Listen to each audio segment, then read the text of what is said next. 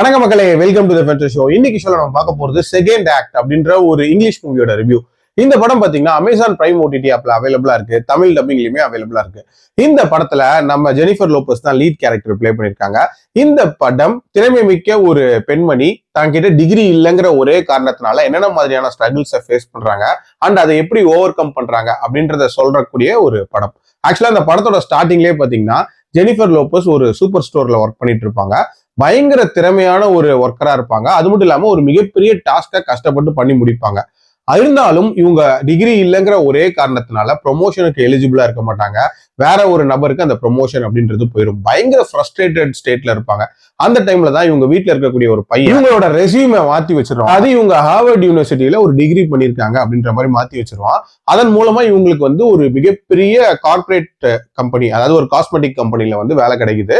அதுலயும் ஒரு டீமை லீட் பண்ணணும் அப்படின்ற மாதிரியான டாஸ்க், ஒரு மிகப்பெரிய ப்ராடக்டை குறிப்பிட்ட டைமுக்குள்ள லான்ச் பண்ணணும் அப்படின்ற மாதிரியான ஒரு டாஸ்க். அந்த டாஸ்கை இவங்க எப்படி பண்ணி முடிக்கிறாங்க அண்ட் டுவர்ட்ஸ் த எண்ட் இவங்களோட அந்த ஃபேக் டிகிரி அப்படின்ற ஒரு விஷயம் ரிவீல் ஆச்சா இல்லையா அப்படின்ற மாதிரி நிறைய விஷயங்களை சொல்லக்கூடிய ஒரு படம் தான் இந்த படம்.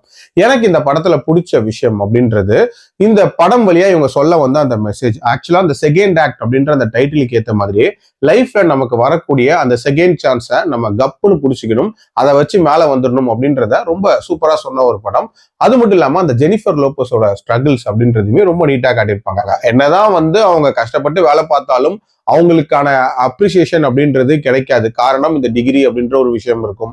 ஆல்சோ இந்த டிகிரியை ஃபேக்கா போட்டதுக்கு அப்புறமும் இவங்க எப்ப மாட்டிக்க போறாங்க அப்படின்ற ஒரு பதட்டம் இருக்கிற மாதிரி காட்டியிருப்பாங்க.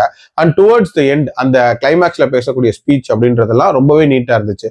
அதே மாதிரி இவங்களோட அந்த ஃபேக் டிகிரியை கண்டுபிடிக்கிறதுக்காகவே ஒரு நபர் வந்து சுத்திட்டு இருப்பாரு. அவர் என்ன பண்ண போறாரு அப்படின்ற மாதிரியான ஒரு சின்ன டென்ஷன் அப்படின்றதுமே இருக்கும். அதே மாதிரி இவங்க லைஃப் ரிலேட்டடான ஒரு சீக்ரெட், ஆக்சுவலா இவங்களோட குழந்தைய சின்ன வயசுலயே வந்து விட்டுட்டு போயிருப்பாங்க. அந்த குழந்தை யாரு அப்படின்ற ஒரு உண்மை அப்படின்றதுமே ஓரளவுக்கு இன்ட்ரெஸ்டிங்கா அமைக்க முயற்சி பண்ணிருக்காங்க. பட் அது பெரிய லெவல்ல சஸ்பென்ஸாலாம் இல்ல.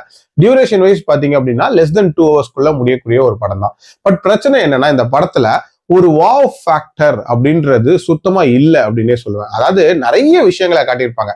அந்த பெண்ணோட ஸ்ட்ரகிளை காட்டியிருப்பாங்க. அதுக்கப்புறம் வந்து அந்த ஒர்க் பிளேஸ்ல நடக்கக்கூடிய காம்படிஷன், அதாவது 2 குரூப்பா பிரிச்சு அந்த 2 குரூப்ல எந்த குரூப் சூப்பரா அந்த ப்ராடக்ட்டை லான்ச் பண்றாங்க அப்படின்ற மாதிரியான காம்படிஷன்லாம் இருக்கும். அதுவுமே பெரிய லெவல்ல ஒரு இன்ட்ரெஸ்ட்டை கிரியேட் பண்ணல.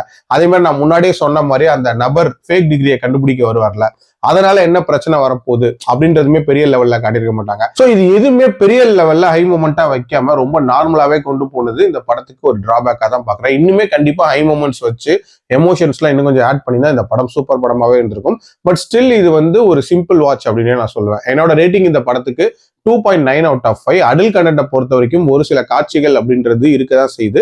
அதுக்கேற்ற மாதிரி பிளான் பண்ணிக்கோங்க. மீண்டும் அடுத்த விமர்சனத்தில் சந்திக்கிறேன். நன்றி, வணக்கம்.